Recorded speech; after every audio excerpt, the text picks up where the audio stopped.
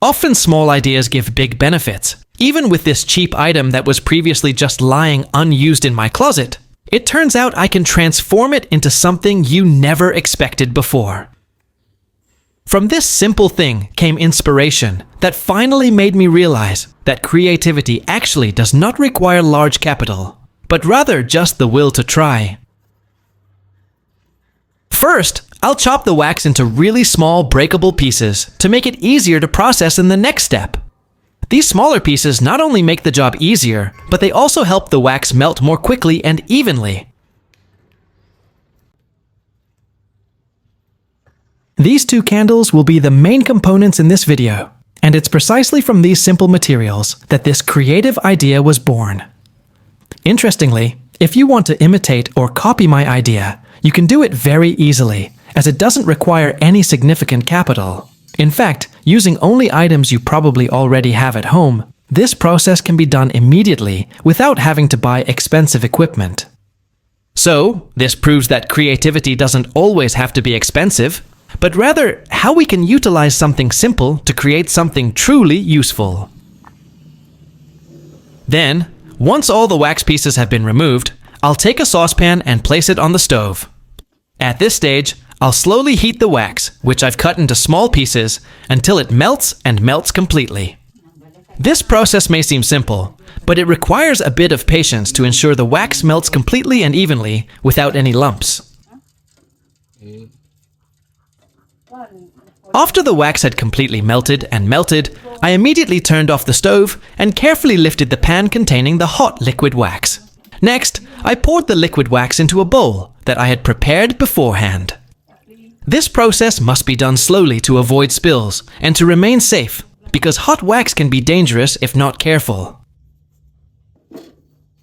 So, the next step is, I started preparing additional ingredients that are no less unique to mix into the liquid wax.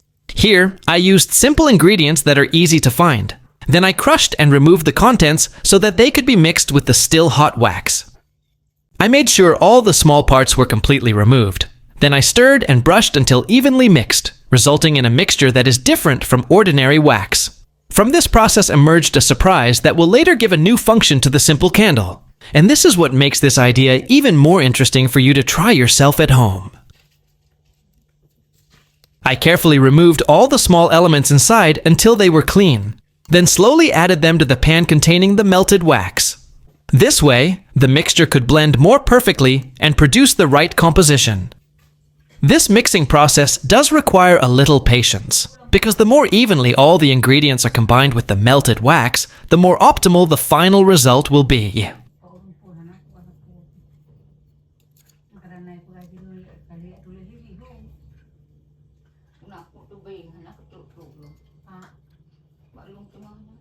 This is where this simple creativity begins to become clear, and you will soon understand why every detail of this step is crucial to producing something truly different and useful.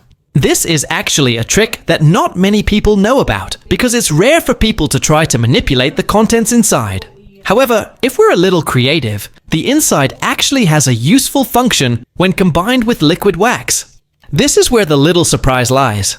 Something that seems trivial can actually be transformed into a crucial component for creating a unique piece of art. Now, this is my favorite part. I started stirring the two ingredients until they were completely even and perfectly combined. I did this stirring motion patiently and with full focus, because this is the core of the finishing process. The more evenly mixed, the smoother the final result will be. That's why I took this step so seriously. So the final result would look super beautiful, and of course, make you even more excited to try it yourself at home.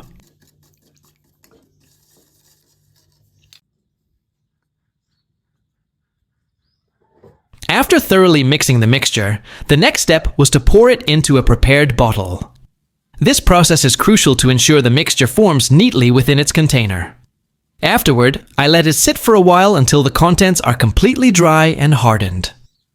This step does take a little time, but the results are crucial, as the drying process ensures the final shape we desire is perfect and ready for use. And you can see for yourself, the results are starting to appear with a truly shiny black color. At this stage, I let it dry and harden completely. And after tens of minutes, the mixture finally dries completely and hardens perfectly. Now the result is ready to be used as needed. Now I'll start preparing the tools we'll use with the hardened liquid. This time, I'll test it directly on a tire to see how it works when applied.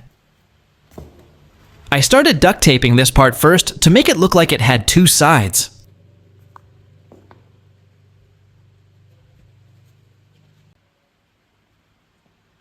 And then, I began to slowly apply it to one side of the tire, moving my hand carefully so that the hard liquid adhered evenly across the entire surface. I made sure each application was smooth, not missing anything, because the more even the application, the more perfect the appearance will be. Meanwhile, I left the other side plain without touching it at all, so we can easily compare the changes that occurred. From here, you will be able to clearly see how the color of the tire can change with just this simple treatment. Just imagine, the side that was applied, the liquid will likely look darker, blacker, and shinier, and look like a new tire, while the side that was not applied will still look dull as before. This is the most interesting part, because not many people know that this simple trick can produce such significant visual results. After a long wait since the beginning of the process, we can finally see the results together, friends. Take a closer look. The difference is truly obvious. The side of the tire where we've applied the hardener is jet black, shiny, and looks much fresher, almost as if it just came out of the shop. And because I wasn't satisfied with the results of the tire experiment, while there was still quite a lot of material left, I decided to try applying it to another item that I also use frequently every day, namely my shoes. These shoes are my favorite shoes that always accompany me everywhere, from daily activities to long trips. But unfortunately, the color has started to fade and look dull due to frequent use. With full enthusiasm, I began to apply it slowly on the surface of the shoe, making sure every corner and detail was evenly covered. Next, you can see the results for yourself. The color is now starting to shine. Honestly, if you hadn't seen the process of applying it, you'd probably think these were brand new shoes. The results are truly black, shiny, and much better than before. So good result. I really like this result. Next, I want to show you the final piece. My old bag, which had faded and looked dull. This time, I'm going to make it look shinier.